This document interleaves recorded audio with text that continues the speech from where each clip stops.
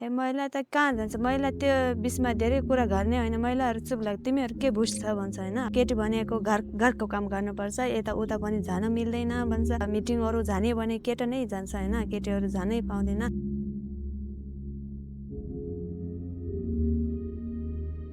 विगत धेरै लामो समय अगाडि चाहिँ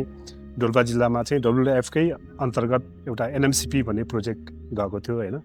त्यो प्रोजेक्टले काम गर्दै सिलसिलामा चाहिँ त्यतिखेर दिदीबहिनी समूह भनेर चाहिँ गठन गरेका थिए हाम्रो सेपोक्सो राष्ट्रिय निकुञ्ज र निकुञ्जको चाहिँ अन्तर्गत 17वटा मध्यवर्ती क्षेत्र अन्तर्गत चाहिँ महिला समूहहरू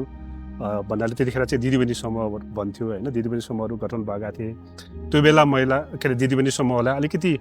उहाँहरूको चाहिँ साक्षरता बढाउने कामहरू होइन उहाँहरू केही पनि लेख्न आउँदैन थियो उहाँलाई नामहरू लेख्न लगाउने केही अक्षरहरू लेख्न सिकाउने केही संरक्षण सम्बन्धी शिक्षाहरू दिने फोहोर मैला व्यवस्थापन सम्बन्धी कुराहरू गर्ने त्यस्तो टाइपको कामहरू त्यतिखेर भएको थियो त्यो दिदीबहिनी समूहलाई त्यति सहयोगहरू नपाउँदाखेरि बिचमा अलिकति लामो समय ग्याप चाहिँ भएको थियो होइन तर पछिल्लो चरणमा हामीले फेरि WWF नेपालले सन् 2017-18देखि फेरि हामीले चाहिँ सिन्धुली पार्क कन्जर्भेसनमा डोल्पामा काम गर्दै गर्दाखेरि हामीलाई एउटा के चाहिँ फिल भयो भने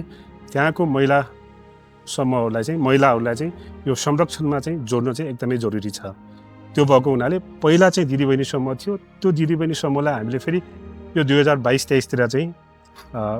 त्यो दिदीबहिनी समूहलाई रिभाइभ गरेर हामीले चाहिँ महिला समूह भनेर एउटा चाहिँ यो सेपोक्सो राष्ट्रिय निकुञ्ज अन्तर्गतको 17वटा मध्यवर्ती क्षेत्रभित्र जम्मा 58वटा चाहिँ महिला समूहहरू गठन गरेर त्यो महिला समूहहरू त्यहाँको मध्यवर्ती क्षेत्र हुँदै सेपोक्सो राष्ट्रिय निकुञ्जमा विधिगत रूपमा विधान तयार गरेर दर्ता भएर उहाँहरूले चाहिँ अहिले कामहरू गरिरहेको छ होइन महिला समूहलाई चाहिँ हामीले उनीहरूको क्षमता अभिवृद्धिका तालिमहरू दिएका छौँ उहाँहरूलाई क्षमता अभिवृद्धि गराउने अनि त्यति मात्र नभएर उहाँहरूको चाहिँ स्पेसली यो फाइनेन्सियल लिटरेसीका कुराहरू पहिला चाहिँ हामी महिला समूहहरू अब बनायो होइन अब केही पनि थाहा पाएन काम पनि के गर्ने हो थाहा पाएन अब आजभोलि चाहिँ अब कर्मचारी पनि माथि पुग्छ है अनि कुराहरू सिकाउँछ अब तपाईँ यस्तो गर्नुपर्छ भनेर महिला समूहसँग जोडेपछि मलाई पनि आफ्नो हिम्मत आयो अनि मिटिङहरूमा बोल्ने अनि अहिलेसम्म त त्यस्तो कहीँ पनि बोलेको पनि थिएन यो काम गरेदेखि बाट आफ्नो परिचय पनि दिन सजिलो भयो ngarang mixte phaita sanjamang ta iti ko yarti ko ta siangama ko ni mele thong nei khop tok lap sar sang mi to bita te ta tanda ka ta dang tireng ko le jakchi chung san na de talim ra iti pinde ita se ko ti re min ser thup cha se ko ti de se ta ne sik to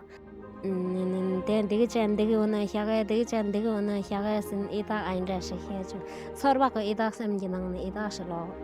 ngamalang minda cheste पहिला मैले समूह नआउँदा त अब हाम्रो काम चाहिँ अब घरको काम अनि घला जाने अनि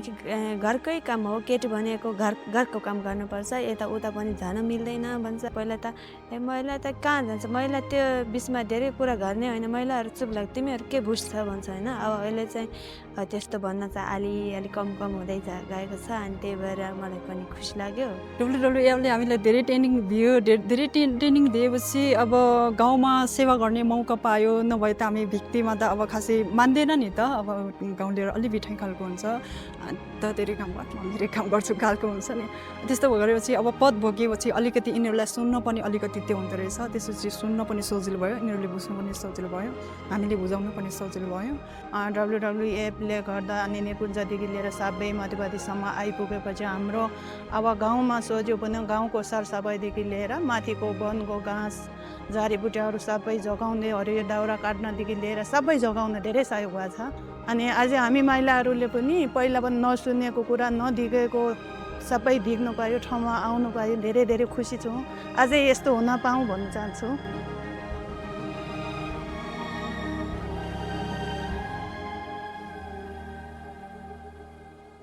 Today we celebrate International Women's Day 2026 under the theme of Give to Gain. We recognize the strength, leadership, and lasting contribution of women all over Nepal. At WWF Nepal, we remain committed to inclusive conservation, empowering women with knowledge, skills, and leadership opportunities, and strengthening institutions that create equitable space for all. When women lead, the communities get stronger and nature thrives.